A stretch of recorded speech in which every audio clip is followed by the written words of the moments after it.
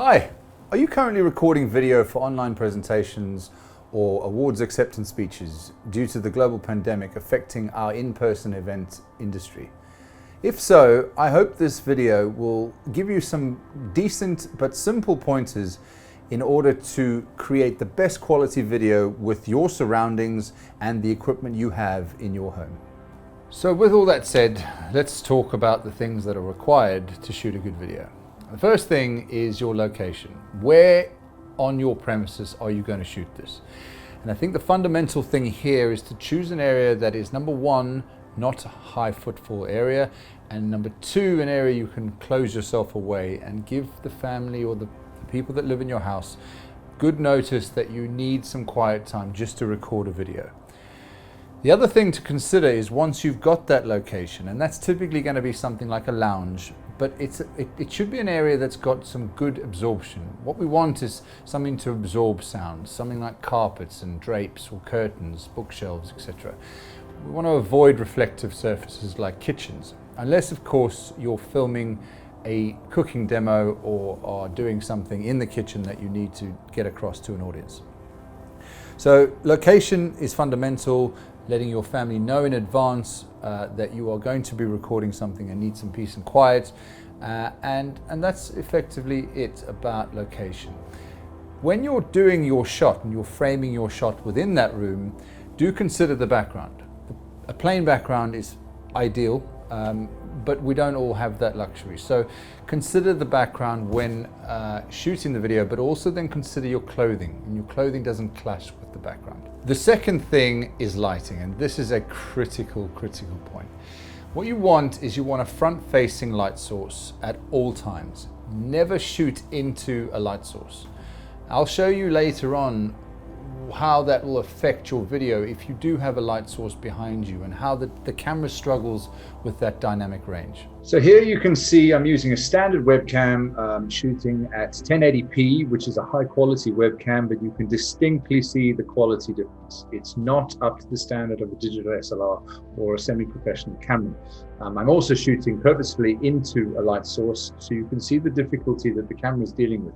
It's trying to sort of offset the light source at the back with the subject in the front, and the dynamic range in the camera just isn't good enough to deal with that. And that's why you shouldn't ever shoot into light source. And you should also try and use the best quality camera you can get your hands on. Webcams can work, but in an ideal environment. Ideally, you want to use a digital SLR, or preferably your front-facing iPhone camera. So with the lighting, if you have a ring light or some kind of desk lamp or something that you can put in front of you that will illuminate you face on, not from the side, because that creates odd shadows to one side of your face. Definitely not from below, and certainly not from above. They create shadows that are unflattering. So a front-facing light source. If you do not have a light itself, sit in front of a window with the cameras back to the window. But again, never shoot with a window behind you or a light source behind you. And then third is audio. It's very difficult to sit through a presentation that has badly recorded audio, or it has an echo, or has a noise in the background. What you want is a clean source of audio, and the ideal situation here would be for you to go out and purchase a lapel microphone that plugs into your iPhone or your Android phone, or a recording device that you may have lying around at the house. The audio quality difference between a lapel microphone, where the source of your audio is as close to the microphone as possible, is a significant difference to a built-in microphone on a camera. So I'll give you an example. This is currently being recorded via a lapel microphone, but then if I switch over to the camera microphone, this is what it sounds like. And you can hear the difference is quite significant. Some might argue it's negligible, but it is the difference between professional recording quality and not professional audio quality. And I think these things are picked up, especially now that we're doing them a lot more. Another point to consider are your camera settings and your camera itself. So whether that be on your iPhone or a digital SLR, whatever it may be, whatever you've got lying around the house that you're going to be using this on, make sure that the settings are set up pre-filming. So clean your lens, make sure your lens is clean, that's pretty important. Make sure that the settings on the phone or the camera are to the standard that are required by the organization requesting the video. So typically I would find a 1920 by 1080 resolution at a H.264 compression rate or an H.265 compression rate is acceptable for any organization, but this does vary significantly from organization to organization. Some do accept 1280 by 720, and as it is a webcast, that's typically acceptable, but try and record at the best quality and the highest resolution you can, and they can do any further compression if required. And then I guess the final message I have is the content itself. That's the key, that's the fundamental, the content and your personality.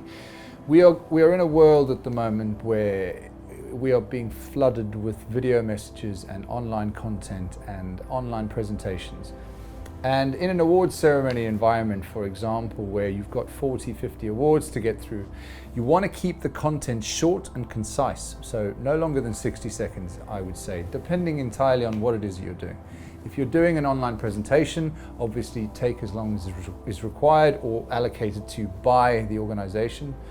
But also factor in the personality of the clip. You want to come across as somebody that is entertaining, professional, and will need to hold a person's attention with the time you've been given. And then I'd say enjoy yourself. Come across as confident. We want to remember that we are going to be flooded by online content for the next goodness knows how long. So let's deliver what we can as professionally as we can, as if we were doing this at a venue in person.